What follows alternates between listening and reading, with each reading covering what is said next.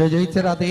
सभी भक्तों को हर हर महादेव सदा जैसे की था श्री सेवाई नमस्तुभ्यम। 7 दिवस सुंदर श्री से महापुराण की अलौकिक दिव्य कथा हम सभी पूज्य गुरुदेव के सानिध्य में श्रवण करेंगे। निश्चित ही ये हम सभी का सौभाग्य है।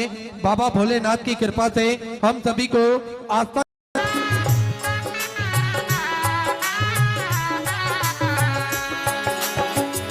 दूसरी भिक्षा जो माला लाना, दूसरी भिक्षा जो माला लाना, बाग बगीचे के पास। नमः शिवाय।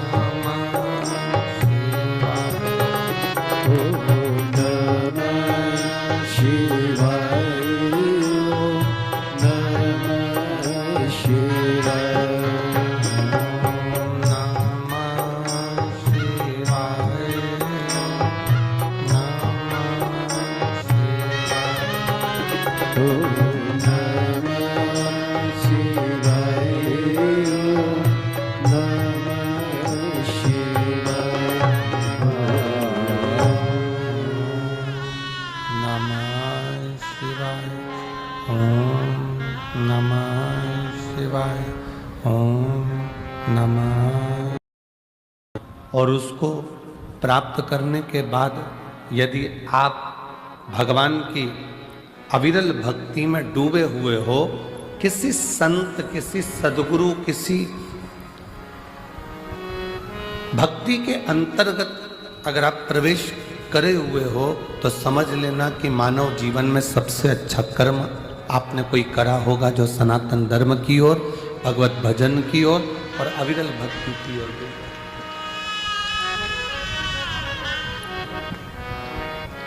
वो कहते हैं ना कि कोई पिछले जन्म के अच्छे कर्म मुझे बाबा तेरा, कोई पिछले जन्म के अच्छे कर्म मुझे बाबा तेरा, जहाँ सारी दुनिया झुकती है, जहाँ सारी दुनिया झुकती है, मुझे वो वाली दरबार मिला, दरबार मिला। कोई पिछले जन्म के अच्छे कर्म मुझे बाबा तेरा प्यार मिला। कहीं शिव की कृपा से, उनकी उदारता से, उनकी करुणा से, उनकी दया से ये मानव का शरीर प्राप्त होता है। आशीष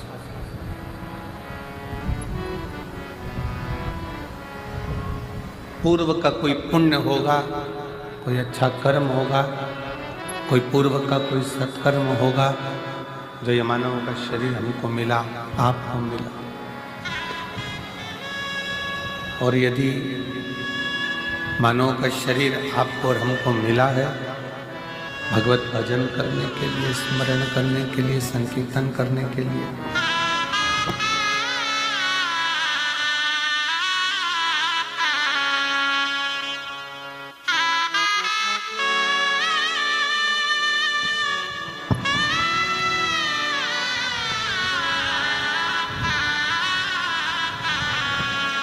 कोई पूर्व का कर्म, पूर्व का कोई सत्कर्म आपके और हमारे जीवन को आनंदित कर रहा है।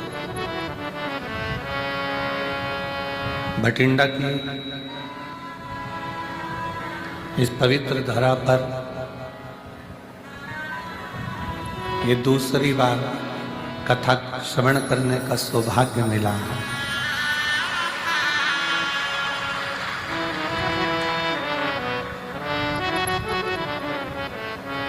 और बड़े सौभाग्यशाली हैं आप और हम सभी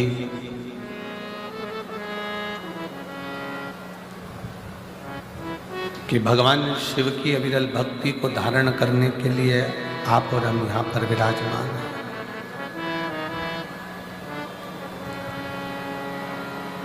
बस एक ही निवेदन है कि दिल से, हृदय से जितनी देर कथा में बैठो, जितनी देर सत्संग में बैठो, जितनी देर भगवान की विरल भक्ति को धारण करने के लिए बैठो, उतनी देर अपना दिल भगवान की इस पवित्र कथा की ओर लगा करो।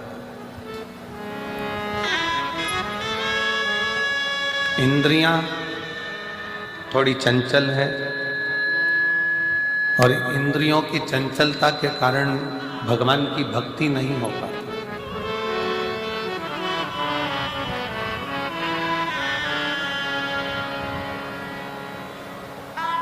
कोई आया, नेत्र उधर चले जाएंगे, किसी ने कुछ कहा, श्रवण इंद्रिया उधर चली जाएंगी।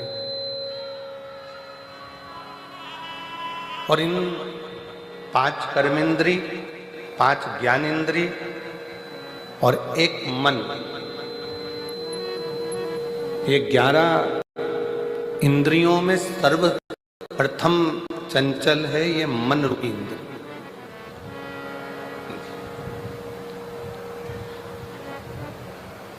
जब भगवान की कथा को श्रवण करने के लिए बैठोगे, धारण करने के लिए बैठोगे, तो ये मन रूपी इंद्री सबसे पहले डोलेगी, मन विचलित होगा, भटकेगा। तब शिव कथा कहती है कि इस मन को केंद्रित कर कर शिव तक लेकर आना पड़ेगा।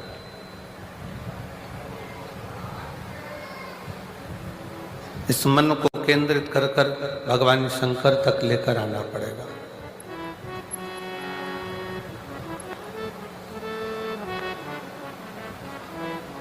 और जितना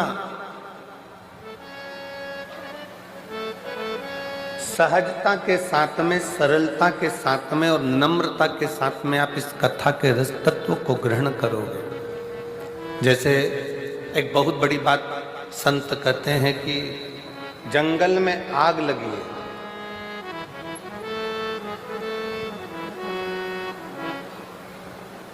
और जंगल में आग लगी है और बड़े बड़े वृक्ष जल रहे हैं, बड़े बड़े घास जल रही है, वृक्ष जल रहे हैं, पूरा जंगल धधक कर जल रहा है।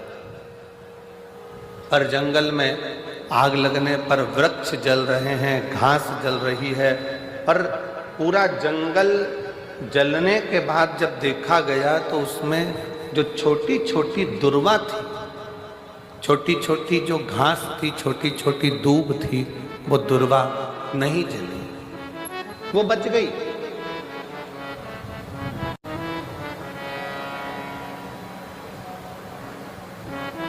बड़े वृक्ष जल गए, बड़ी बड़ी घासें जल गई, पर छोटी छोटी दुर्वा, छोटी छोटी दूब वो बच गई, क्योंकि वो दबी की दबी रह गई। थोड़ा सा पानी गिरा, वो दुर्वा फिर उछल, फिर बढ़ना प्रारंभ कर दी। शिव महापुराण की कथा कहती है कि भगवान की कथा में, गुरु की शरण में, परमात्मा की शरण में, ईश्वर की शरण में, संत की शरण में, परमात्मा की कथा में जब भी पहुंचो, उस समय पर बड़े बनकर नहीं, छोटे बनकर जाओगे तो गुरु और संत और शिव की कृपा की दृष्टि से फिर बढ़ते चले जाओगे।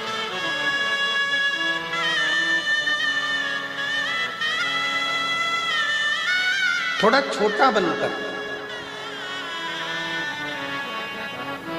एक बड़ा सुंदर प्रसंग पहले भी कथा में कहा है, आज फिर कहते हैं कि एक विशाल नदी है, बहुत बड़ी नदी, उसको अभिमान आ गया।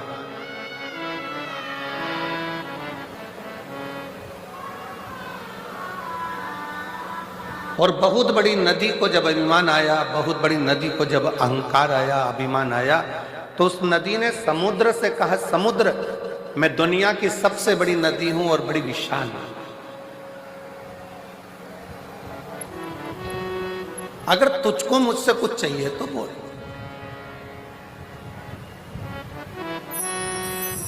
मैं दुनिया की सबसे विशाल नदी हूं, सबसे बड़ी नदी हूं, समुद्र, तुझे कुछ चाहिए हो तो मुझसे बोल।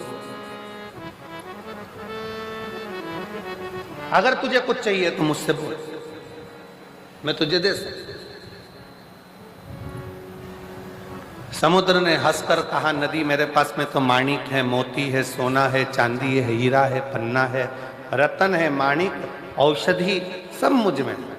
देवता भी मेरा मंथन कर कर इसमें से माणिक, औषधि, रतन सब निकाल लेते हैं, मुझे कुछ भी नहीं चाहिए।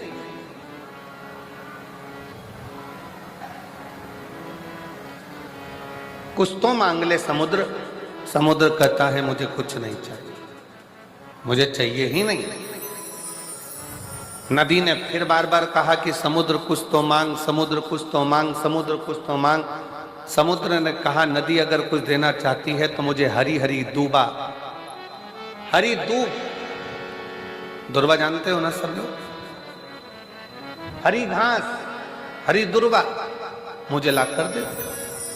नदी ने कहा, क्या रे समुद्र, तुम मांग भी रहा है तो मुझसे क्या मांग रहा है, केवल हरी दूबा, हरी घास, मैं अभी लेकर आती हूं। नदी ने घाट के किनारे पर लगी हुई घास को, दुर्वा को अपनी जल की लहर से तोड़ना चालू करा।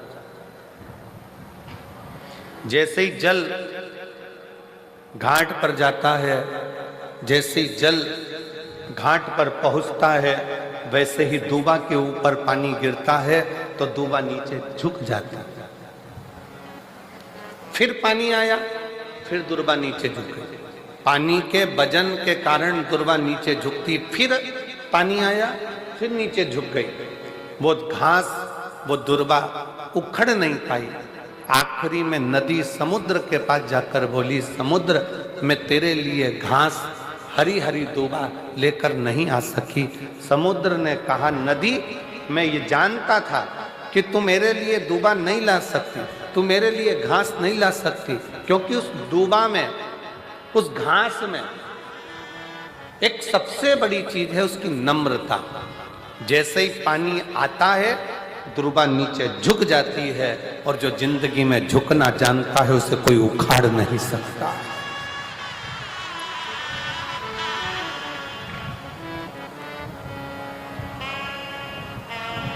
जो झुकना जानता है उसे कोई उखाड़ नहीं सकता।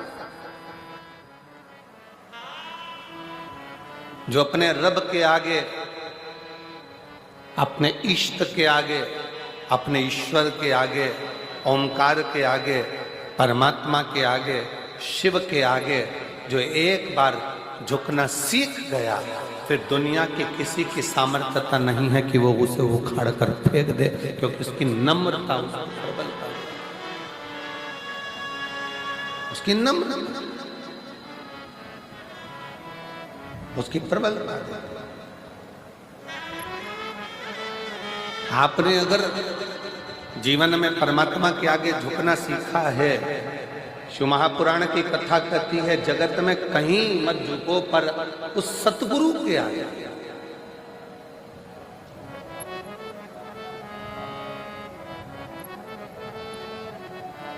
उस परमात्मा के आगे। आप दुनिया में कहीं मत झुको पर उस सतगुरु के आगे, उस परमात्मा के आगे, उस इष्ट के आगे, उस ईश्वर के आगे, शिव के आगे, घर के बड़ों के आगे, घर के बुजुर्गों के आगे जिसने झुकना सीख लिया, फिर दुनिया की कोई सामर्थ्यता नहीं कि तुम्हें उखाड़ कर कहीं फेंक दे या तुम्हें कहीं खड्डे में गिरा।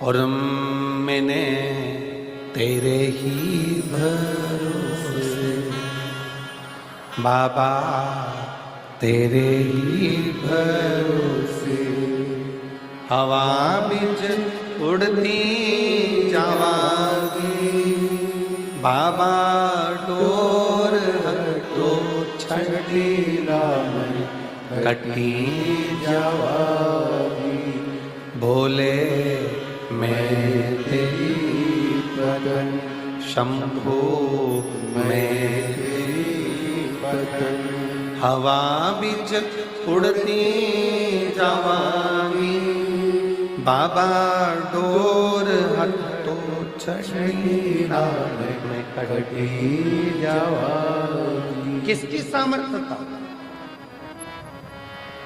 शिव महापुराण की कथा में एक कथा आती है देवराज नाम के ब्राह्मण की।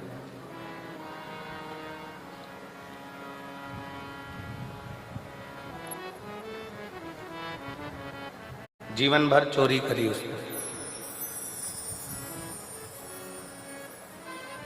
घर में पत्नी थी, बच्चे थे, पत्नी और बच्चों का भरण पोषण करने की जवाबदारी भी उस परमात्मा की। कितना सुंदर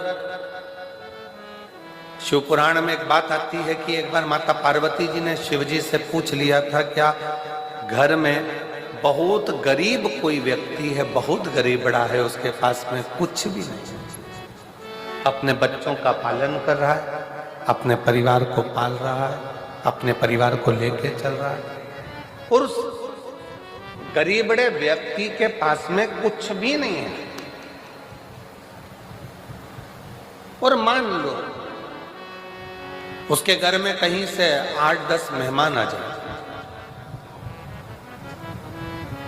कोई अतिथि आ गए 10, कोई मेहमान आ गए,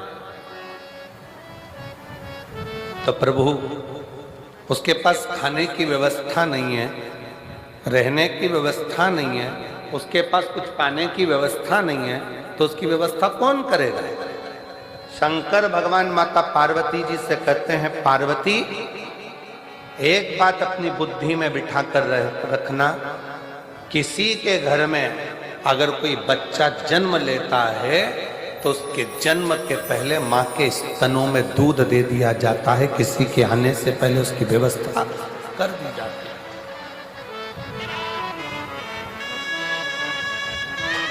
बच्चे ने जन्म नहीं लिया,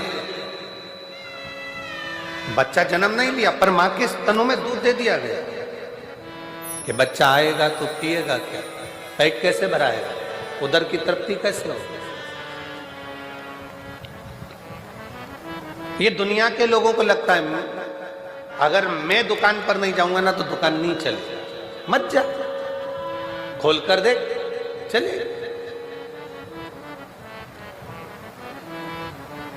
तुम नहीं थे तब भी दुकान चलती थी, तुम चले जाओगे तब भी दुकान चलेगी। तुम नहीं थे तब भी परिवार चल रहा था, तुम चले जाओगे तो भी परिवार चलेगा। तो अहंकार की जिंदगी से दूर हटकर ये सोचो कि हमारी दुकान चलाने वाला भी वो रब है और हमारे घर को, परिवार को चलाने वाला भी वो शिव है, कोई दूसरा नहीं चला रहा।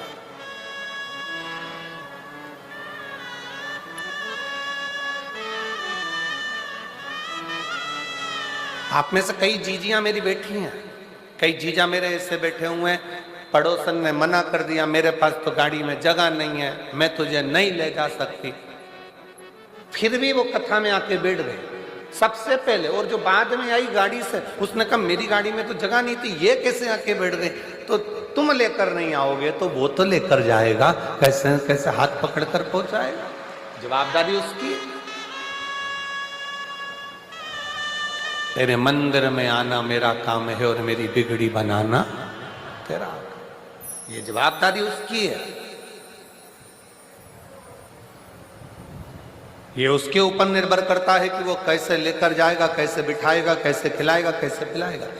पार्वती जी कहती हैं, मान लो बाबा देवादिदेव महादेव से कहती हैं कि किसी के घर में बहुत गरीबड़ा है, घर में अन्न का दाना तक नहीं है, बच्चों का भरण पोषण बड़ी मुश्किल से करता, बड़ी मुश्किल से,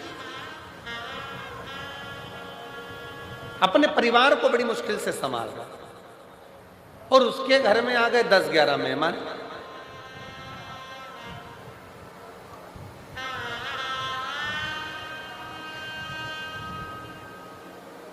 उसके घर में 10-11 मेहमान आकर बैठ गए, उनको खिलाएगा कौन? शिव जी कहते हैं, पार्वती पहले बात तो याद रख, किसी के घर में अगर मेहमान आते हैं तो वो केवल मनुष्य नहीं होता, वो मेहमान केवल मानव नहीं है। किसी के घर में अगर मेहमान आते हैं तो वो उसका कल्याण करने के लिए स्वयं संत और परमात्मा किसी के दरवाजे पर पहुंचते हैं। एक कथा गुरु नानक देव जी की हमने पहले कही थी कि बाले के साथ में जाते जाते जाते जाते एक बुढ़िया के झोपड़े को देखा।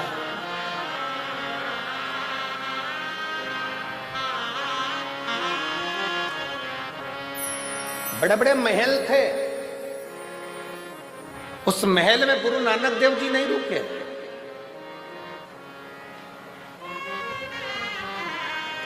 गुरु नानक देव जी रुके तो एक झोपड़े में रुके, एक बुढ़िया के झोपड़े में, एक बूढ़ी मां के झोपड़े में। पूछो हमको कुछ पवा देंगी? जाओ जरा बात करो। बूढ़ी मां खुश होकर बोली, मेरे पास में जो होगा मैं आपको दूंगी, आप रहो मेरे झोपड़े।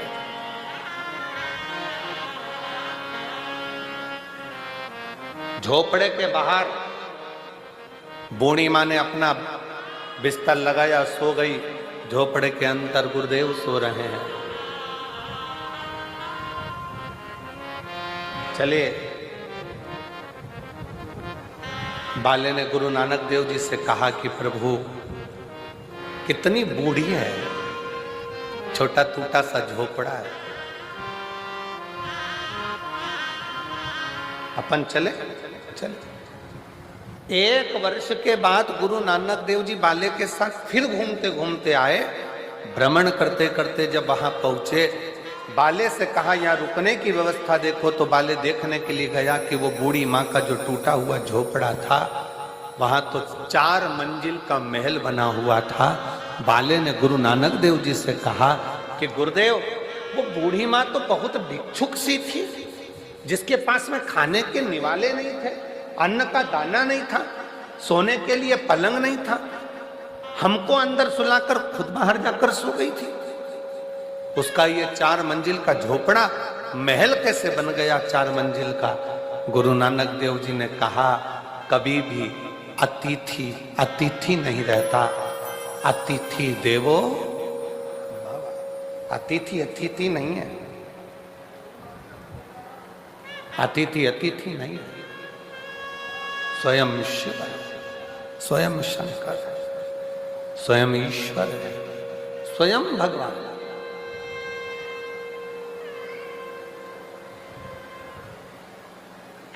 आप आए हो।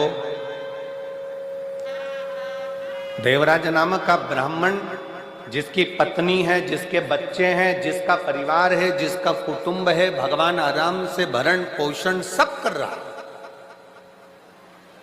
और तुम्हारे पेट भरने की जवाबदारी स्वयं शंकर की है। तुम्हारे पेट भरने की जवाबदारी स्वयं देवाधिदेव महादेव की है। पेट भरने तक की जवाबदारी उसकी है, पर तुम्हारी पेटी भरने की जवाबदारी महादेव की नहीं है। पर दुनिया पेट भरने से ज्यादा पेटी भरने में लगा हुआ है।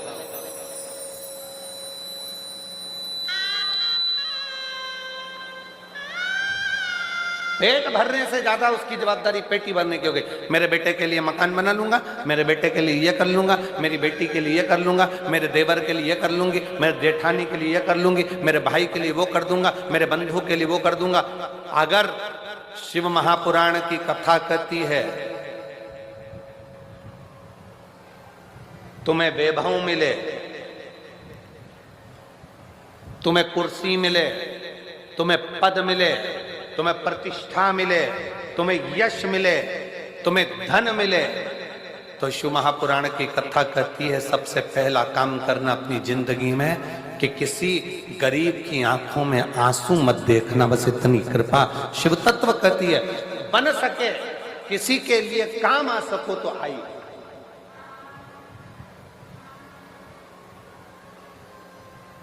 अपने पद का, अपनी प्रतिष्ठा का, अपने यश का, अपने वैभव का, अपनी सत्ता का सदुपयोग करिए। तो एक लाइन शैलेंद्र जी गुनगुनाते हैं, कभी भूखे को भोजन, आप लोगों को भी आती है। कभी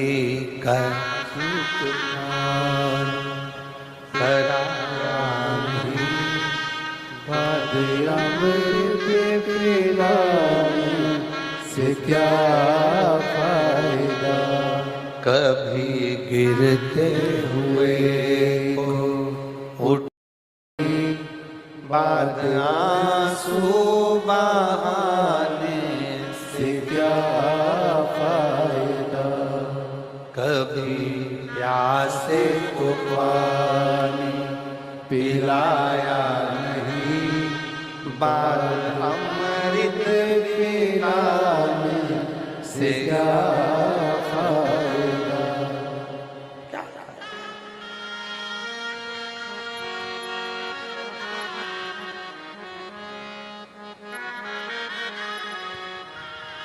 मैं तो मंदिर गया पूजा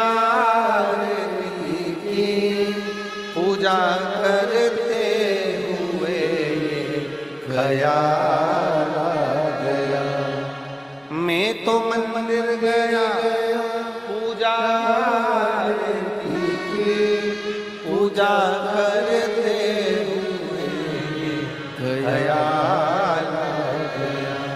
कभी माँ बाप की सेवा की नहीं, फिर पूजा रचाने से क्या फायदा। कभी माँ बाप की सेवा की नहीं, फिर पूजा रचाने से क्या फायदा। कभी प्यासे को पानी पिलाया नहीं, बाद अमृत पिलाने से क्या फायदा। तो लाभ क्या, फायदा क्या?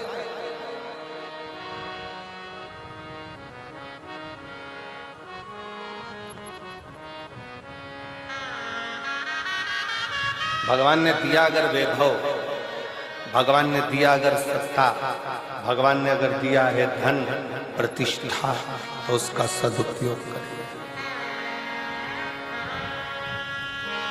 अच्छा करिए। देवराज नाम का ब्राह्मण पत्नी थी, तब तक उसको चोरी करने की जरूरत नहीं पड़ी। पुत्र था, चोरी करने की जरूरत नहीं पड़ी। बेटी थी, चोरी करने की जरूरत नहीं पड़ी। देवराज ने चोरी करना कब प्रारंभ करी? जब एक पर स्त्री का संग हो गया। पर स्त्री का संग। देवराज अपने मित्रों के साथ जा रहा था, ठिठोली करता हुआ, हंसता हुआ, गुनगुनाता हुआ अपने मित्रों के साथ जा रहा था और एक स्त्री ने उसको देखा। वो स्त्री नहीं,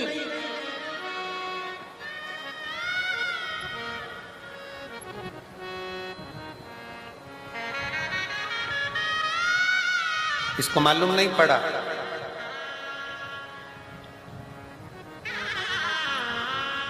कि एक साधारण सी स्त्री नहीं है।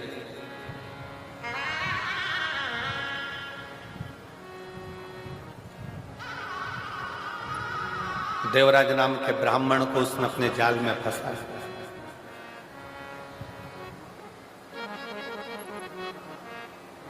काया की आसक्ति, मीठी वाणी की आसक्ति, नयनों की आसक्ति, उसके स्वरूप की आसक्ति देवराज को खींच ली।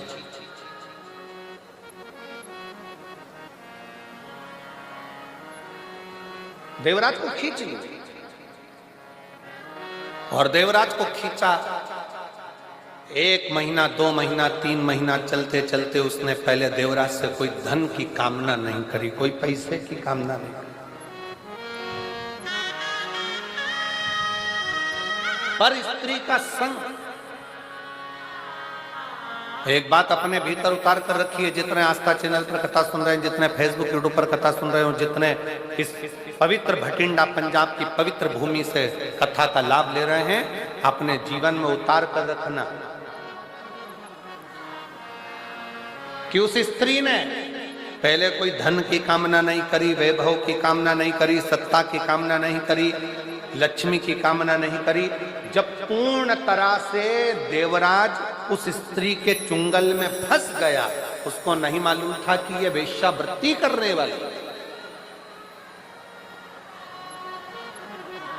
जब बुरी तरह से फंस गया और पूर्ण तरह से फंसने के बाद एक दिन इसने बस उस स्त्री ने देवराज से कह दिया कि वो रानी, राजा की धर्म पत्नी जो गले में हार पहनती है, वो हार मुझे चाहिए।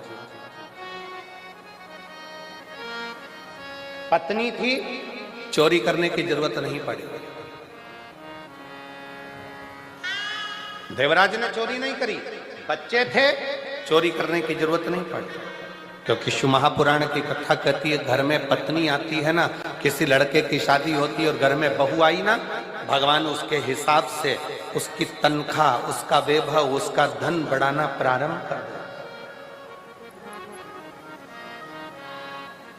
बढ़ाना भगवान खुद प्रारंभ कर देता, उसकी सत्ता बढ़ाना अपने आप प्रारंभ कर देता। शादी होने के बाद में बच्चे होते हैं तो भगवान फिर कहीं ना कहीं से एक जल का स्रोत बढ़ाता है, आवक बढ़ाना चालू कर देता, कोई नया काम चालू कर देता, कोई दूसरा काम चालू कर देता जिससे इसकी आवक बढ़े। परिवार में जितने सदस्य बढ़ते चले जाते हैं, उतना उतना भगवान भी राहें खोलता चले जाता है, राहें खोलता चले जाता है। पहले के समय में और आज के समय में बहुत अंतर है जी। आज के समय में तो लोग कहते हैं हम दो और हमारे, जम के तो बोलो, हम दो और हमारे दो, और घर में कहीं के बुढ़ा बुढ़ी रहते हो तो उनको बाहर वृद्धाश्रम में फेंक दो। ये आजकल की रीति है, ये लोग आज की रीति में ऐसे जीते हैं। पर पुराने समय में शिव महापुराण की कथा कहती है, पुराने समय में हमारे माँ बाप भी हमारे साथ में रहे, हमारे 4 बेटे 4 बहुएं साथ में रहे, हमारा परिवार साथ में रहे, मामा मामी बुआ फूफा काका काकी सब हमारे साथ में रहे, सबको संजो कर चलते, सबको संजो। पहले लड़की की शादी करते थे ना, तो लड़के वालों के यहाँ देखने जाते थे कितना बड़ा परिवार है। क्यों साहब? लड़के के कितने भाई हैं? तो कहा सब लड़के के तो 4 भाई हैं। बहुत बढ़िया। लड़की की बहन कितनी है? कि 5 बहन है। अच्छा। लड़के की मौसी कितनी है? लड़के की माँ की बहनें कितनी है? तो कहा 7 है। अच्छा। तो लड़के के पिताजी के भाई कितने हैं? तो कहा 5 है। मामा जी कितने हैं? कि 3 है। ऐसे पूरा हिसाब जोड़ा जाता था तो भरा पूरा परिवार देखा जाता था। तब लड़के की शादी करते, लड़की की शादी करते। इतना बड़ा परिवार देखकर माँ बाप अपनी बेटी की शादी करते थे। आज के जमाने में पूछते हैं क्यों साहब? बोल दूं क्या? बुरा तो नहीं लगेगा? क्यों साहब बेटी की शादी करना है? कौन कौन है घर में? तो कहा साहब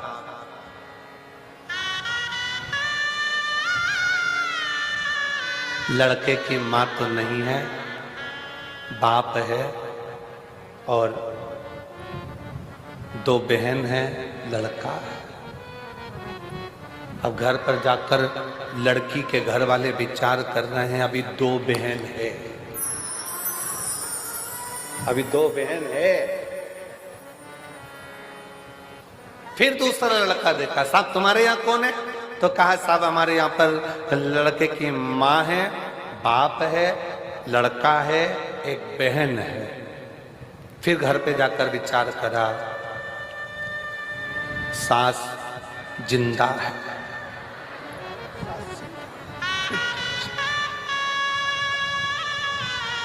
फिर कोई लड़का देखा, पूछा साहब लड़की की शादी कौन कौन है तुम्हारे घर में बेटा? लड़का बोला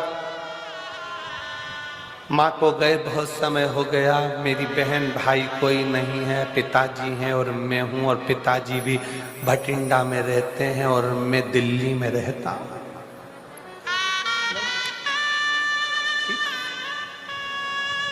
पिताजी पूरी जमीन जो हमारी खेती है वो देखते हैं, मैं सर्विस में हूँ दिल्ली में।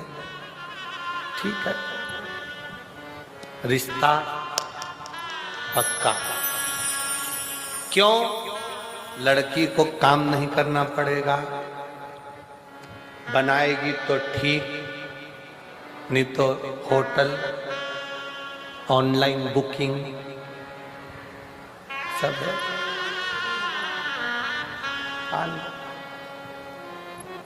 बड़ा धीरे धीरे धीरे धीरे करते करते परिवार इतना छोटा हो गया, इतना छोटा हो गया।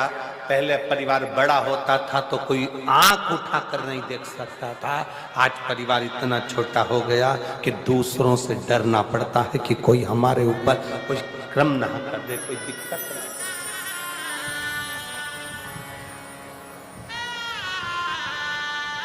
और हम फिर निवेदन करते हैं, हम 2 हमारे 6, क्योंकि हमारे यहाँ की पुरानी रीति है, हमारे भारत की भूमि की पुरानी रीति है। मेरी जीजियां जब बाजार से कोई सामान खरीदने जाती थी तो एक सामान तो लेके आती नहीं थी, पूरा सेट की सेट लाती थी। थाली कितनी? एक लेकर आती थी क्या थाली? जम के बोलो कितनी? 6।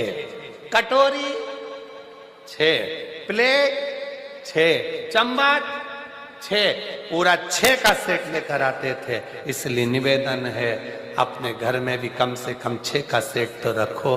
2 बुजुर्ग, दादा दादी, माता पिता और बेटा बेटी, कम से कम 6 का सेट बनाकर चलो कि घर में ये 6 का सेट समाप्त नहीं होना चाहिए। हमारे घर में भी कम से कम सेट बना रहना चाहिए। बुजुर्ग साथ में रहे, मम्मी पापा साथ में, माता पिता साथ में रहे, घर के बच्चे साथ में रहे, ये 6 का सेट चलता है। 6 का सेट।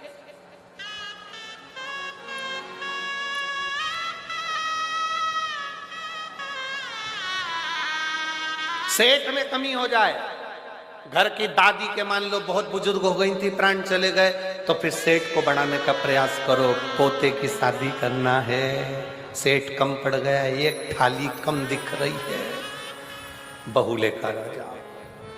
फिर से गड़बड़ हो जाए, दादाजी बुजुर्ग हो गए थे चले गए, तो बहू से कहो बेटा पोते का मुंह देखना है, सेठ बड़ा फिर छेका से।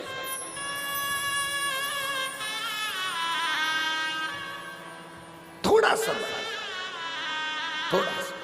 अब दुनिया के लोगों को लगता है कि गुरुजी आजकल का जमाना इतना विचित्र है, ऐसा जमाना आया है गुरुदेव, इतनी महंगाई का युग है, इतनी महंगाई का युग है, कैसे गुजारा हो बच्चों का, कैसे गुजारा हो बच्चों का। शिव महापुराण की कथा कहती है, भगवान शंकर का चरित्र कहता है, ये हम सोचते हैं कि कैसे गुजारा हो, वो परमात्मा जब पृथ्वी पर जन्म ही उसको देता है जिसका गुजारा उसको करना होता है, नहीं तो जन्म ही नहीं देता,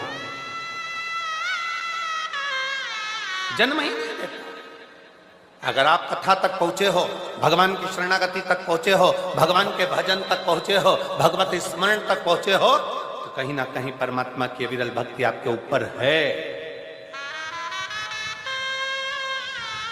गुरुद्वारे में जाकर चाकरी कर रहे हो, सेवा कर रहे हो,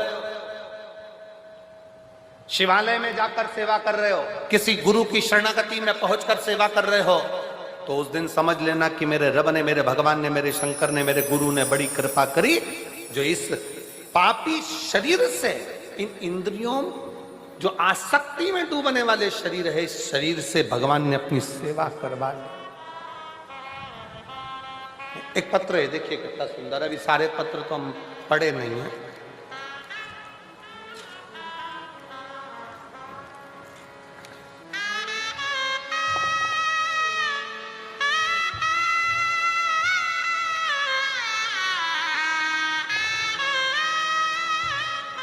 उमा, मेरा नाम उमा मोर, लुधियाना से आई हैं।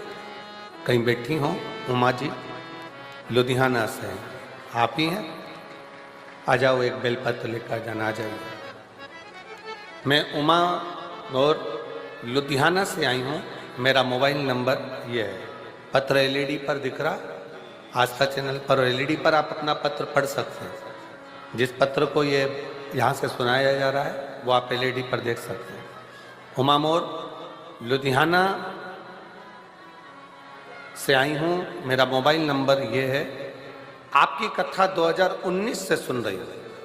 मैं आपके कहने अनुसार रोज मंदिर जाती हूँ, शिवजी पर 1 लोटा जल समर्पित करती हूँ, बेलपत्र चढ़ाती हूँ और रोज चढ़ी हुई बेलपत्र को जल पीकर उसको खा लेती हूँ। 30 साल से मधुमेह की बीमारी थी। 30 साल हो गए थे दवाइयां लेते लेते, पर वो बीमारी समाप्त नहीं हो रही थी। तब बाबा से प्रार्थना कर कर इतनी ज्यादा तकलीफ बढ़ गई थी कि आखिरी में शिवजी के मंदिर जाना, जल चढ़ाना और बेलपत्र खाना प्रारंभ करा। आज बाबा की कृपा से पूर्ण तरह से स्वस्थ हूं, दवाई की जरूरत नहीं और बीमारी खत्म। मैं बाबा को प्रणाम करने के लिए आई हूं और बाबा को धन्यवाद देती हूं। शिव की कृपा किसको? शंकर की उदारता। एक पत्र और बड़ा सुंदर आया, देखिए।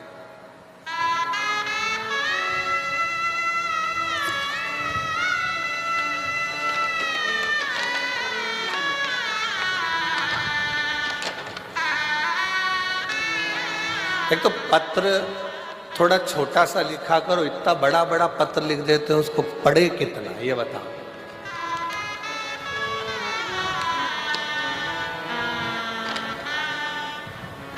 राजकुमार चंद्रकला सैनी, पति श्री राजकुमार सैनी, राजीव नगर, हिसार, हरियाणा की रहने वाली हूं। मेरा मोबाइल नंबर ये है। कहीं बैठे हैं? आप ही हैं? आ जाओ, बेलपत्र लेकर जाना, आ जाओ। 1 लोटा जल का मैं क्या वर्णन करूं गुरुदेव।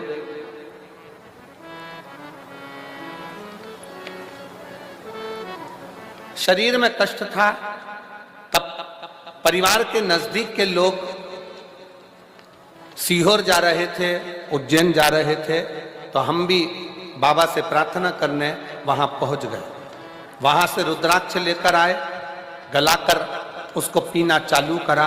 और बाबा की कृपा से स्वास्थ्य ठीक हुआ। पर गुरुदेव एक निवेदन और करना चाहती हूँ, हमने कभी जिंदगी में सोचा नहीं था कि मेरे 2 बच्चे हैं, दोनों की नौकरी क्या सरकारी में लग सकती है, ये हमने कभी विचार नहीं करा था। गुरुदेव हम कंकर शंकर की भूमि पर पहुंचे, बाबा का कंकर शंकर पूजन करा, रुद्राक्ष लिया, बाबा से विनती कर कर आए, बाबा दुनिया के लोग कुछ भी कहें पर मेरे बच्चे 2 हैं और दोनों का जॉब लग जाए, बस इतनी कृपा करना। बच्चों से कहा अपनी मेहनत को 4 गुना बढ़ाओ, जब भी एग्जाम देने के लिए जाओ तो 4 गुनी मेहनत कर कर रात दिन एक कर कर फिर शिव जी पे जल चढ़ा कर जाना। आज मैं बाबा को धन्यवाद देने के लिए आई हूँ। मेरा बड़ा बेटा HDFC बैंक में और छोटा बेटा VLD पशु का सरकारी डॉक्टर बन गया है और बाबा की कृपा से दोनों बेटे सरकारी नौकरी में लग गए हैं। मैं बाबा को प्रणाम करने के लिए आई हूँ। शिव शिव है, शंकर शंकर। और मैंने तेरे ही भरोसे बाबा, तेरे ही भरोसे हवा में चल उड़ती जावांगी, बाबा डोर छड़ी रावण कटी जावांगी, भोले मैं तेरी वतन शंभो मैं तेरी वतन हवा बिच उड़ती जावांगी, बाबा डोर हटो छड़ी रावण कटी जावांगी, भोले मैं तेरी वतन शंभो मैं तेरी वतन हवा विच उड़ती जावांगी। उमा जी को लुधियाना से एक बार जोरदार ताली बजाएं साथ में।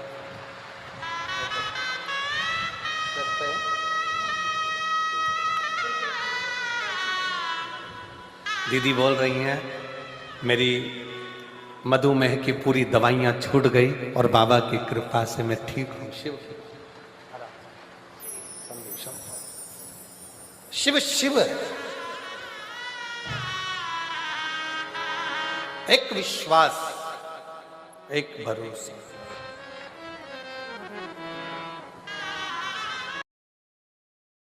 अर्पित होकर जी रहा है,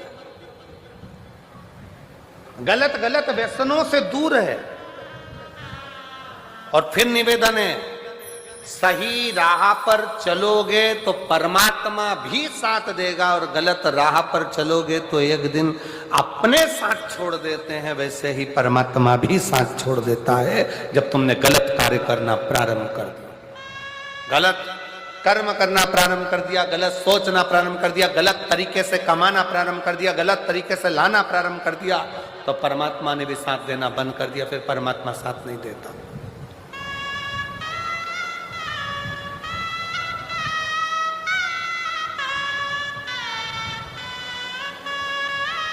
फिर परमात्मा साथ।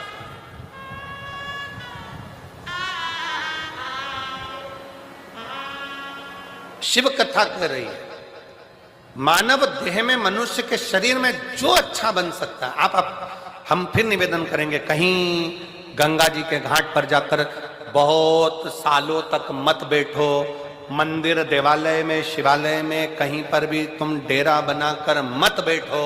तुम तो अपने घर में रहो, अपने परिवार में रहो, अपने कुटुंब में रहो, अपनों के साथ रहो, पर इतना याद रखो कि गलत कर्म की ओर ना जाए। हाँ, अगर कोई पाप कर्म जिंदगी में थोड़ा बहुत हो भी गया है तो उस परमात्मा को छोड़ दो कि बाबा एक लोटा जल में जो रोज तुम्हारे ऊपर चढ़ा रही हूं, ये समझ लेना कि मैंने कोई पाप कर्म करा होगा, तो आप मेरे वो पाप को मिटाते चले जाओगे और पुण्य को बढ़ाते चले जाओगे। मेरा पाप कर्म समाप्त होते जाएगा, पुण्य कर्म बढ़ते जाएगा, बस इसी भाव से मैं चल रहा हूं। एक पत्र है, अच्छा है।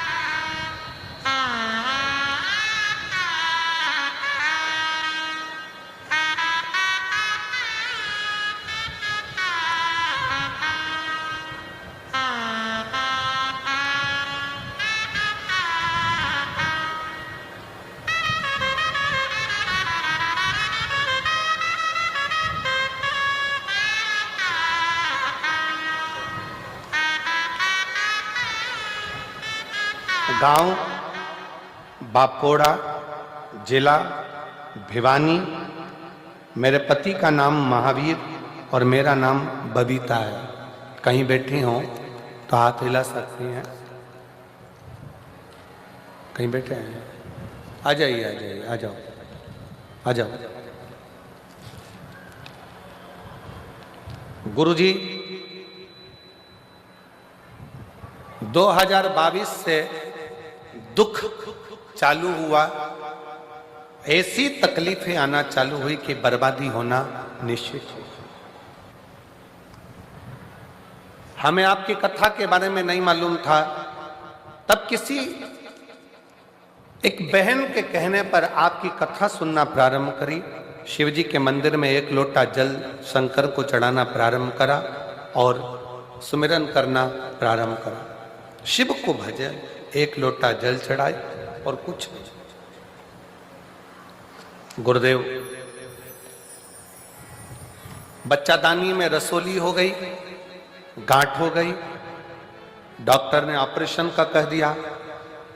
साथ में बच्चों का विवाह नहीं हो रहा, जो धन था वो किसी ने हड़प लिया। इतनी तकलीफों के साथ में कैसे जीवन जी, कुछ भी हाथ में नहीं था। तब 2022 पूरा निकल गया। तब 2023 में किसी के कहने पर कथा प्रारंभ करी। हमने सुना है कि पंडाल में बैठकर कथा सुनने का क्या लाभ होता है, तो कोई मुझसे पूछे कि पंडाल में बैठकर कथा श्रवण करने का क्या फल है। ये मेरी बाबा से मैंने विनती करी थी, मेरी गर्भ की गांठ, बच्चेदानी की गठान समाप्त हो जाएगी, मेरे दोनों बच्चों का विवाह हो जाएगा और बच्चों का काम धंधा लग जाएगा। 8 कथा सुनूंगी। आज बाबा की कृपा से आपको दोनों बच्चों का विवाह हो गया। ये छोटे बच्चे का विवाह भी हो रहा है, रसोली गांठ भी समाप्त हो गई और बाबा का गया हुआ मेरा सारा धन भी आ गया। ये कथा आज 8वीं पूरी हो रही है पंजाब के भटिंडा में। पंजाब भटिंडा में मेरी 8वीं कथा आज पूरी हो रही है और बाबा ने मुझे सब कुछ दे दिया जो मुझे चाहिए। शिव शिव है, शंकर शंकर, और निमंत्रण पत्रिका भी दी है। अब दे तो दी और इन सबको सुना दी और सब आ गए तो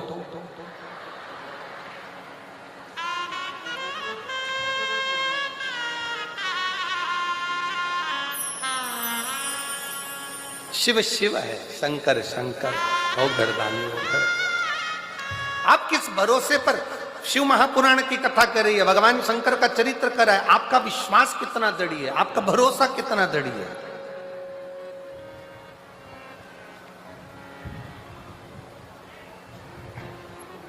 आप जितने भरोसे से, जितने विश्वास से, जिस दृढ़ता से भगवान को भजते हो, अपने हृदय की बात कहते हो, भगवान उसको श्रवण करते हो, सुनता।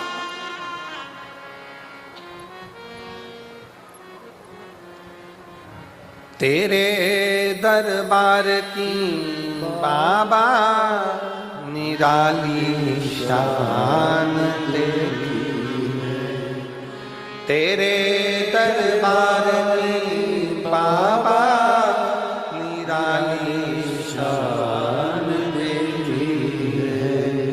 तुझे देते नहीं देखा झोली भरी देखी है, तुझे देते नहीं देखा, पर झोली भरी देखी है। मुख दुनिया मोड़ेगी, बाबा तू मुखड़ा ना मोड़े। मेरी लगी करी तीनू, बाबा तू वे ना तोड़े। मैनू लगी करी तीनू, बाबा तू वे ना तोड़े। मुख दुनिया मोड़ेगी, बाबा तू मुखड़ा मोड़। शिव के प्रति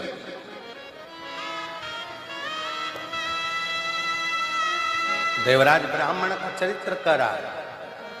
स्वयं तक सीमित है, पत्नी तक सीमित है, परिवार तक सीमित है। आप अच्छा कर्म करते रहिए, परमात्मा साथ देता रहेगा, आपका हाथ पकड़ कर आगे बढ़ाता रहेगा। पर जहां गलत संगत में चले गए, गलत विचार में पहुंच गए, गलत दृष्टि में पहुंच गए, वहां दिक्कत।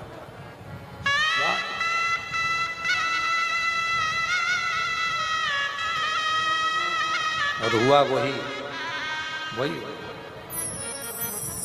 वही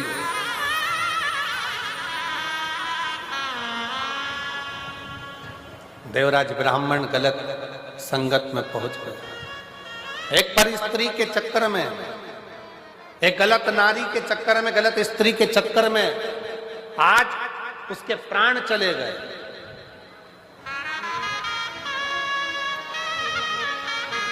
गलत स्त्री के चक्कर में आज उसका प्राण चले गए।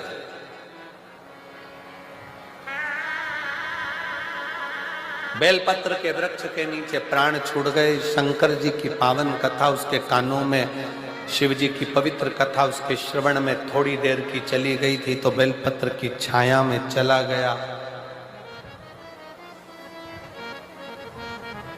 अच्छा देखो, देवराज की कथा एक बात बहुत अच्छी कह रही है, थोड़ा ध्यान लगाएंगे तो आपके स्मरण में आएगा कि देवराज ने, भले उसने चोरी करी, गलत काम किया, पर मरने से पहले शंकर के मंदिर में बैठकर 2 क्षण की शिव पुराण की कथा सुन ली और बेलपत्र की छांव में उसके प्राण चले गए। ये अच्छा कर्म।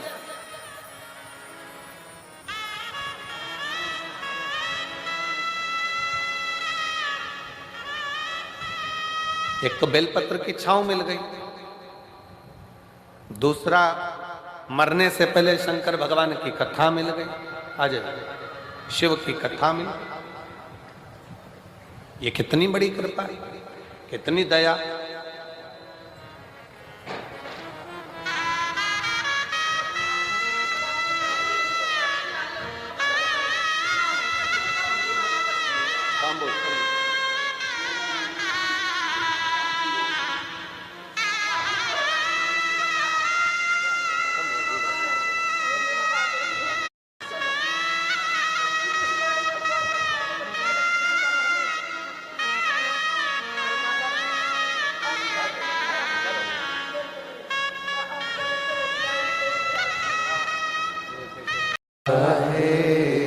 तेरा शुक्रिया है, तेरा शुक्रिया है, मुझे भोले बाबा ने बहुत दे दिया है।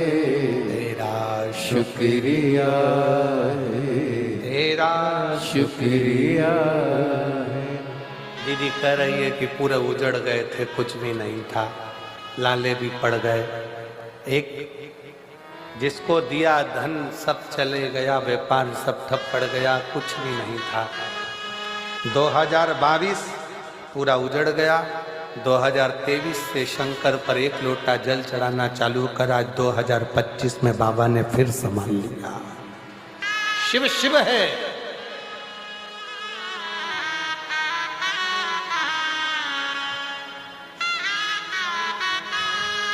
शंकर शंकर है, ओघड़दानी ओघड़दानी। इसीलिए निवेदन है, शिव के सिवा कहीं दिल ना लगाना, शिव के सिवा कहीं दिल ना लगाना, वरना पड़ेगा तुझे आंसू बहाना, वरना पड़ेगा तुझे आंसू बहाना, शिव के सिवा कहीं दिल ना लगाना, शिव के सिवा कहीं दिल ना लगाना, दोनों हाथों से ताली से बजाते हुए, वरना पड़ेगा तुझे, वरना पड़ेगा तुझे आंसू बहाना, शिव के सिवा कहीं दिल ना लगाना, शिव के सिवा में बोलेंगे प्रार्थना।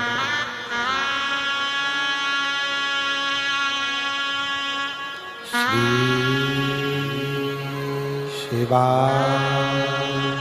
नमस्तो, श्री शिवा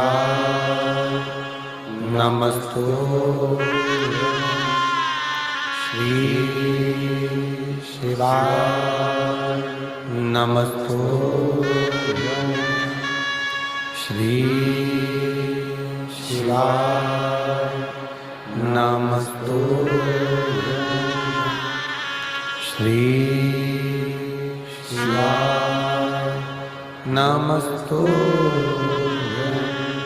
भोला सब दुख काटो, ओ भोला सब दुख काटो, शिव शंकर जपो तेरी माला, भोले बाबा जपो तेरी माला, भोला सब दुख काटो, ओ भोला सब दुख काटो, मंगल मंगलकारी, वेश है मंगल मंगलकारी, शमशान वासी हमारा, शमशान वासी हमारा, ओ भोला सब दुख काटो, ओ भोला सब दुख काटो।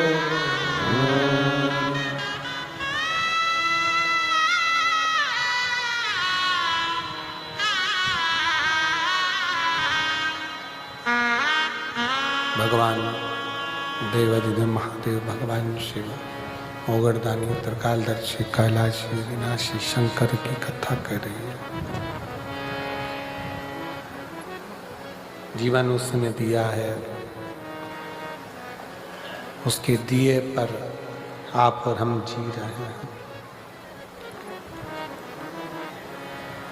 केवल एक भगवान का भजन, ईश्वर पर भरोसा, दृढ़ता जीवन का एक आनंद था, जीवन का एक सुख है। शिव कथा कर रही है, भगवान शंकर का चरित्र करा।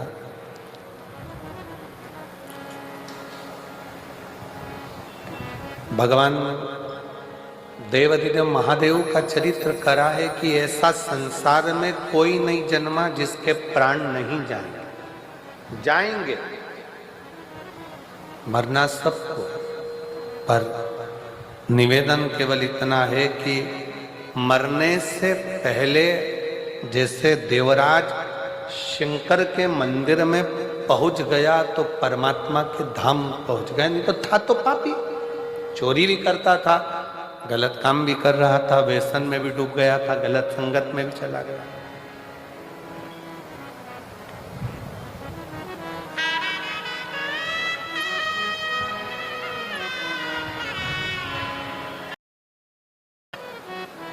पर एक बात बताओ, दवाई पर भी एक्सपायर डेट लिखी होती है, बोलो सही है कि गलत है?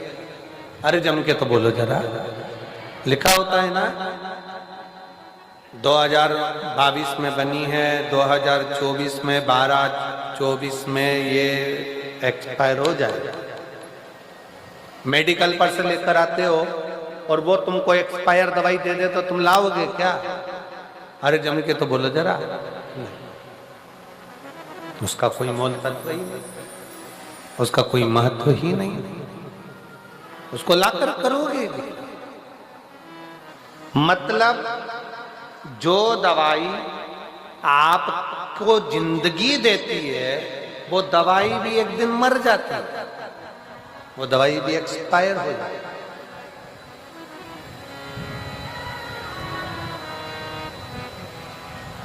तेल की भी एक्सपायर डेट आती है,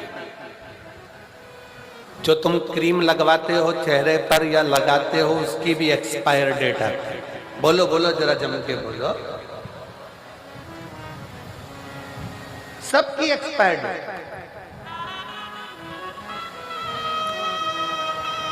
फ्रिज खरीद कर लाए, उसकी भी गारंटी कार्ड आया है, 1 साल तक की जवाबदारी हमारी, उसके बाद एक्सपायर हुआ तो हमारी गई। हर चीज की एक दवाई भी अगर खा रहे हो, दवाई भी ला रहे हो, छोटी सी पानी की बोतल खरीद कर लाए हो, पीने का पानी का बोतल लेकर बैठे हो, उस पे भी लिखा हुआ एक्सपायर डेट।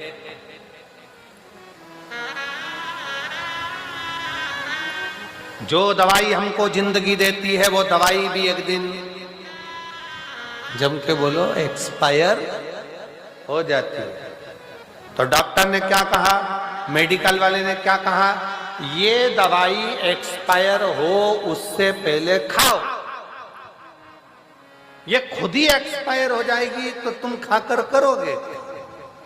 दवाई एक्सपायर हो उससे पहले तुम उसको खा लो, क्रीम एक्सपायर हो उससे पहले लगा लो, पाउडर एक्सपायर हो उससे पहले पोत लो, पानी की बोतल एक्सपायर हो उससे पहले, अरे बोलो जम के, पी लो, और तुम एक्सपायर हो उससे पहले परमात्मा का नाम गा लो।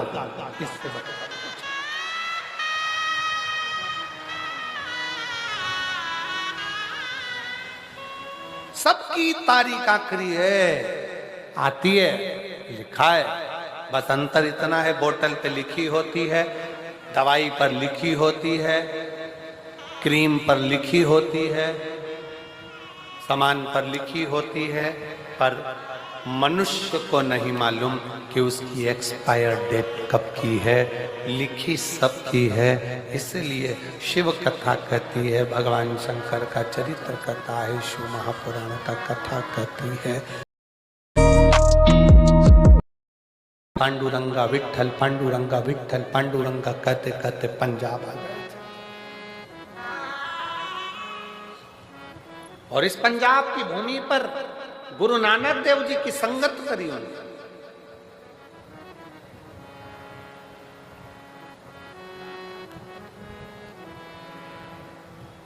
और गुरु नानक देव जी के पास में एक दिन संत नामदेव जी बैठे थे, संत नामदेव। और गुरु नानक देव जी और नामदेव जी दोनों ही सुमिरन करने वाले थे, भगवत नाम जपना, भगवान का भजन करना, स्मरण करना।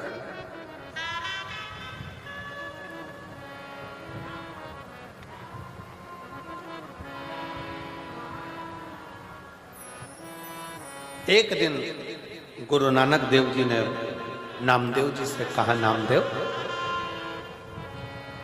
अगर मानव की देह मिली है गुरु नानक देव जी कहते हैं, नामदेव, अगर मानव का शरीर मिला है, मनुष्य की देह मिली है, तो संसार में आने के बाद भय भी बहुत होता है,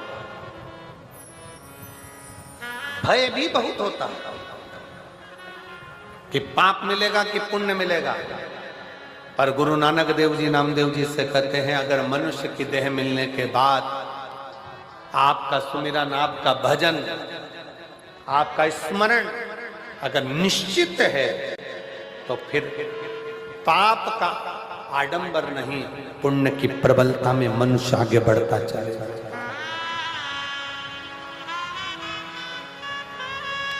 शिव महापुराण कथा करती क्या?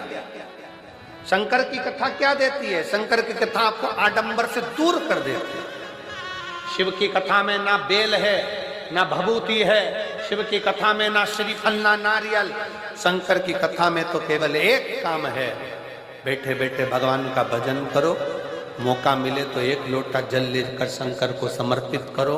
अपना भजन स्वयं को करना पड़ेगा, कोई दूसरा नहीं करेगा। अपना भजन स्वयं करिए, कोई दूसरा नहीं कर सकता। शहनाई थोड़ा श्लोक, अपना भजन स्वयं करिए, अपना स्मरण स्वयं करिए, कोई दूसरा नहीं। हम पहले भी कथा में कहे हैं, छींक आएगी अपने को खुद को छींकना, खांसी आएगी अपने को खुद को खांसना। अब तुमको आ रही छींक और तुम पड़ोसी से कह रहे छींक, वो छींक भी देगा तो तुम्हें कौन सा फायदा है? अपने को चल रही खांसी, पत्नी से कह रहे खांस, तो पत्नी खांस भी देगी तो तुम्हें कौन सा फायदा? पेट दुख रहा तुम्हारा, दवाई खिला रहे बेटे को, तुम्हारा कौन सा फायदा? सिर तुम्हारा दुख रहा, टेबलेट तुम्हें खाना थी, खिला रहे पड़ोसी को, तुम्हारा कौन सा फायदा? शिव महापुराण की कथा गुरु नानक देव जी महाराज नामदेव जी से कहते हैं, अपने को पेट दुखा, अपने को दवाई खाना है, अपन ने पाप किया तो अपने को सुमिरन कर कर उसको धो डालना है, भजन कर कर समाप्त कर, कोई दूसरा नहीं करेगा, स्वयं। मत बुरे कर्म कर बंदे, वरना पछताएगा, भगवान की आंखों से तू बच नहीं पाएगा, तू बच नहीं पाएगा। अरे ओ अज्ञानी मत करना, अरे ओ अज्ञानी मत करना, तेरे कर्म का फल भी तू ही पाएगा, जैसा किया तूने तेरे आगे आएगा। मत बुरे कर्म कर बंदे, वरना पछताएगा, भगवान की आंखों से तू बच नहीं पाएगा, तू बच नहीं पाएगा। अरे ओ अज्ञानी मत करना, अरे ओ अज्ञानी मत करना। अपन को खुद भगवत भजन करना,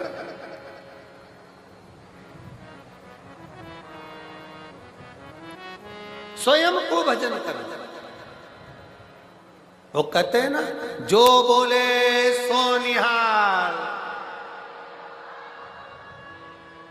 अब शब्द पर जाइए, जो बोले सो निहाल।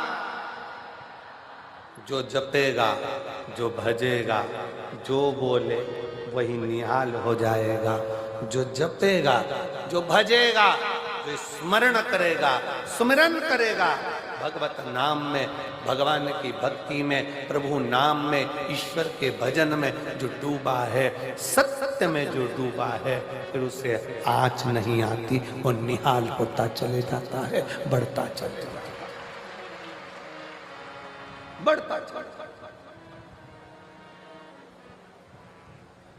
अपनी भक्ति के बल को बढ़ा, अपने भजन के बल को बढ़ा।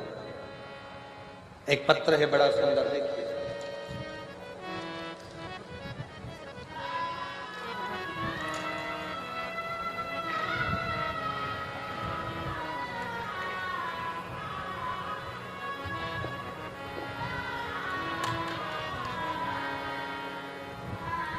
मैं गुरुजी जेतों की निवासी हूँ, जेतों की निवासी हूँ।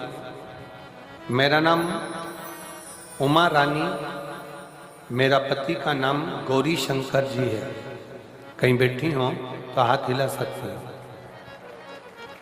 आप ही हैं? आ जाइए, एक बार वापिस हाथ हिला दीजिए। मेरा नाम उमा रानी, मेरे पति का नाम गौरी शंकर जी है। मैं जेतों की निवासी हूं। आ जाइए। मैं क्या वर्णन करूं गुरुदेव एक लोटे जल का। 2022 से आपकी कथा सुन रही हूं और शिवजी पे जल चढ़ा रही हूं। गुरुदेव, मेरा बेटा डॉक्टर की तैयारी कर रहा है। 4 साल हो गए थे उसको तैयारी करते करते, पर उसको गवर्नमेंट कॉलेज नहीं मिल रहा। आखिरी में उसने मन में सोच लिया कि माँ अब मैं एग्जाम नहीं दूंगा। तब मैंने उससे कहा कि वो सियोर वाला महाराज कथा कहता है और 1 लोटा जल चढ़ाने को कहता है। तू भी जल चढ़ा, अपनी मेहनत को 4 गुना करने का बोलता है। वो सियोर वाला महाराज कहता है कि अपनी पढ़ाई को 4 गुना बढ़ा, मेहनत 4 गुना कर, परिश्रम 4 गुना कर, रात दिन एक कर। तो वो सियोर वाला महाराज कहता है 1 लोटा जल तेरा बदलेगा, कल जरूर बदलेगा, तू लग पीछे।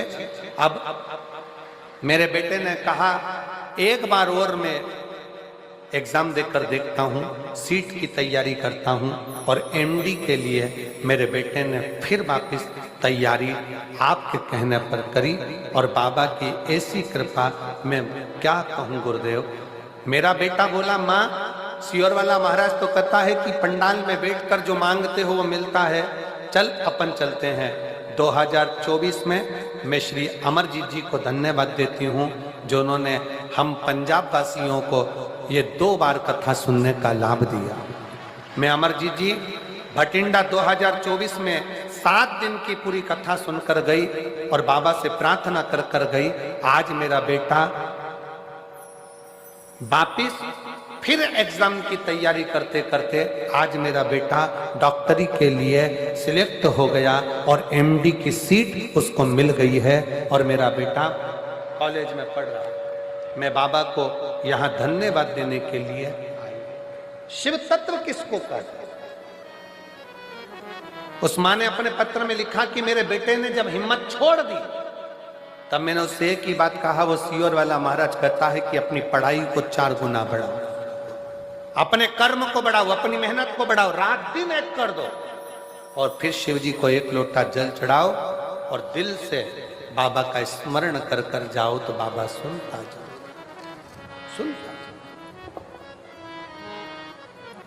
अब आज का व्यक्ति ऐसा हो गया कि वो मेहनत करना ही नहीं चाहता। उसे तो आज के व्यक्ति को तो ये चाहिए कि कहीं का ऐसा बाबा मिल जाए जो ऐसी घुमा के कहीं ना कुछ फेंक दे और नीचे से सोने के हंडे निकल जाए।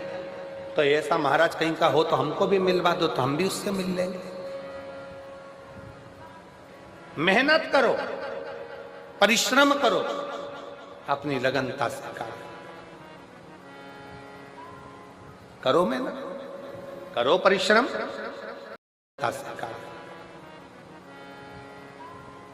करो, मेहनत करो, परिश्रम। बोल बम का नारा है, जम के बोलो जरा, बोल बम का नारा है, सारी समस्या का हल। अब करो मेहनत, अपना परिश्रम, बिना आडंबर के, बिना दिखावे के। आडंबर में नहीं पढ़ना, दिखावे में नहीं पढ़ना, गलत विचारों में नहीं पढ़ना। 1 लोटा जल दिल से अपना नमन करो, प्रार्थना करो, विनय करो और भगवान की विरल भक्ति धारण करते हुए अपने परिश्रम को करते रहो, मेहनत करते रहो।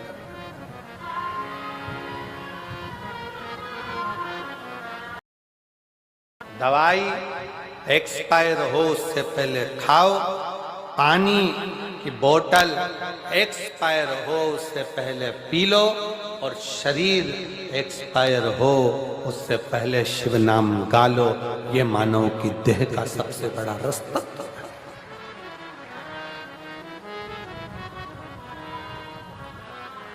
इसका प्रयोग करो।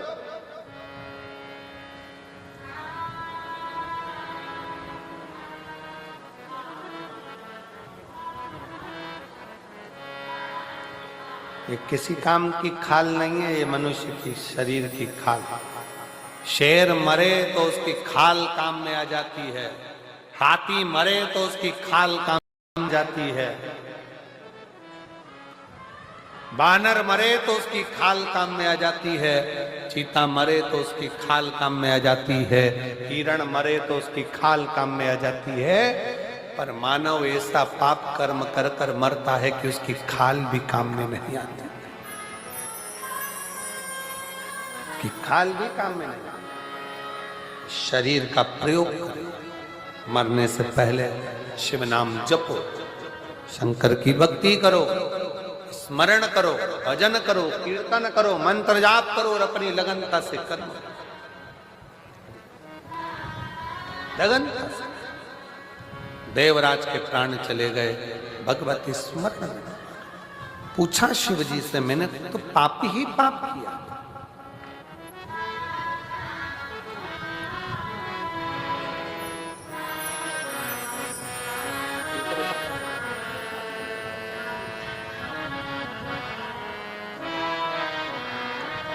देवराज ने कहा कि मैंने तो अपने जीवन में पाप ही पाप किया, और इतना पाप कर्म करने के बाद भी आज मुझे देवाधिदेव महादेव लेने के लिए आए। स्वयं शिव कहा, मृत्यु के पहले, प्राण छोड़ने के पहले आपने कुछ देर की शिव महापुराण की कथा को धारण कर लिया था, इसलिए परम धाम में परम। और तुम्हारी माता एक लोटा जल चढ़ाने के लिए शिवालय तक जाती रही, शिव के दरबार तक,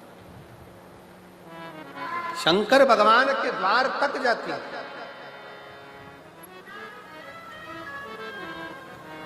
शिव की चौखट तक जाती।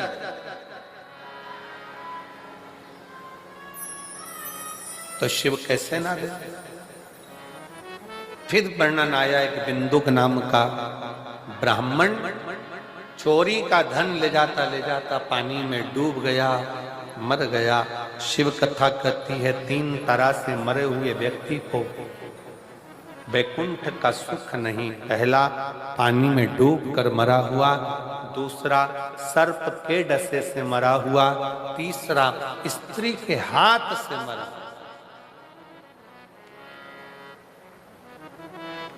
पानी में डूबकर मरे हुए का भी मोक्ष नहीं है, सर्प के डसे से मरे हुए का मोक्ष नहीं है, स्त्री के चक्कर में, नारी के चक्कर में, नारी के लिए, नारी के चक्कर में प्राण छूटे हैं, स्त्री के हाथ से मरे हुए का भी मोक्ष नहीं।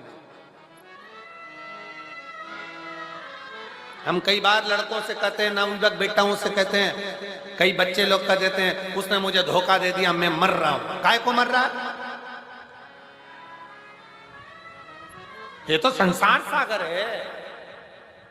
मनुष्य की देह मिली काय के लिए है? यहाँ जितने मिलेंगे सब धोखा देने वाले मिलेंगे, केवल एक वो भोलेनाथ ऐसा है जो जिंदगी में कभी धोखा नहीं देता, वो निभा कर रहता।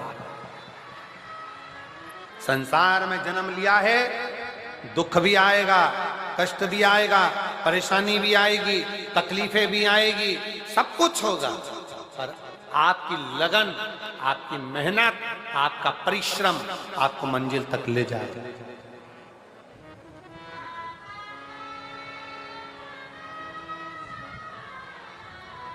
थोड़ा सा दुख आया, मन में सोच लिया कर्जा हो गया, कर्जा हो गया। अरे कर्जे का नाम ही है कर करके जा, उसी का नाम कर्जा। जब उस पे लिखा ही है कर्जा कर्जा, कर करके बच्चों के लिए ले लिया, बैंक से लोन लो, यहां से लोन लो, वहां से लोन लो, वहां से लोन लो।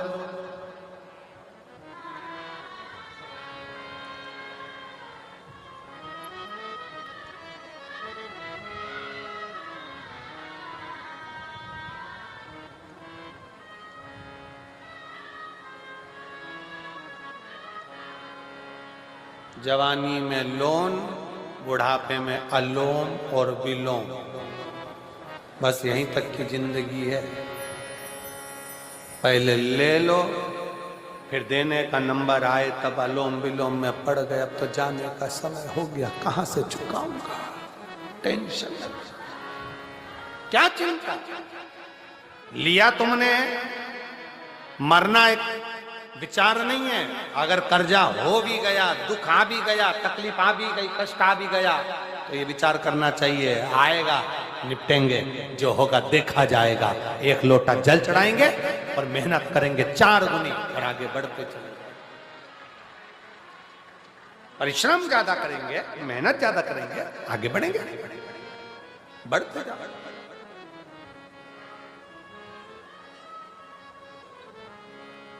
थोड़ा तपना पड़ेगा, तपना।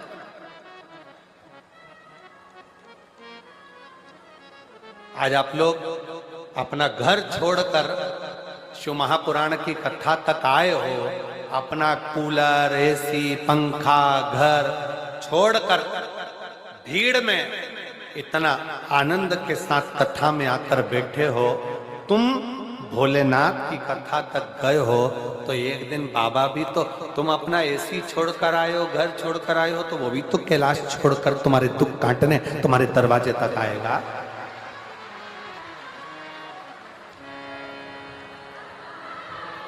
वो भी तो पहुंचेगा। अब तुम तो सोचो कि हम घर से निकले ही नहीं और सब कुछ प्राप्त हो जाए, मेहनत करे ही नहीं, कहीं से कुछ आकर हमारे पास मिल जाए, वो श्रेष्ठता नहीं। शिव कथा कर रही है, बिंदु के प्राण गए, चंचुला देवी ने तुमरुका जी से कहकर शिव महापुराण की कथा का रसपान कराया। जजमान कौन बने तो शंकर पार्वती स्वयं ईश्वर जी गोरा जी बने हैं, और ईश्वर जी गोरा जी बनकर कथा का रस तत्व ग्रहण करने के लिए चले हैं। एक बार जोरदार ताली बजाएं। ईश्वर जी और गोरा जी आ रहे हैं भगवान की पवित्र कथा का आनंद लेने के लिए। सुंदर भाव से आज पहले दिन की कथा यहाँ पर विराम ले रही है।